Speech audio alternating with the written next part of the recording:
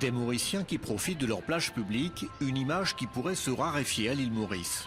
Une autre se banalise, celle de ces forteresses géantes, des hôtels de luxe qui ne refusent rien à leurs clients, à commencer par une situation les pieds dans l'eau.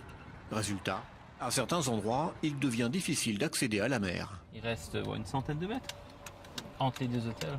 Ce consultant en environnement veut nous montrer ce qu'il reste de plages aux Mauriciens lorsque les hôtels se développent. De plus en plus de plages publiques sont données donc à des promoteurs, principalement des hôteliers pour la construction d'hôtels. Ça cause beaucoup de problèmes au niveau local parce que les plages publiques c'est quelque chose de très important pour la population mauricienne. C'est le seul endroit vraiment de récréation gratuit. L'instrument de l'État. Militant pour les droits des Mauriciens, Georges Hayan dénonce une privatisation de l'île.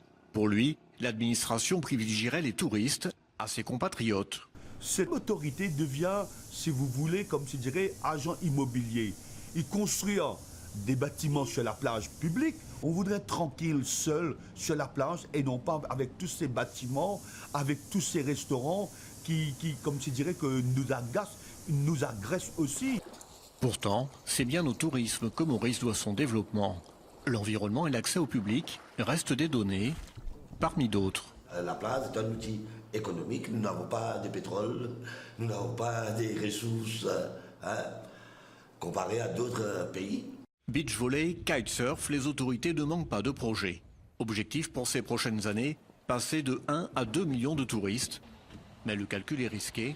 Selon ses propres études, Maurice est désormais perçu comme une île peu préservée, un frein pour les touristes à la recherche d'authenticité.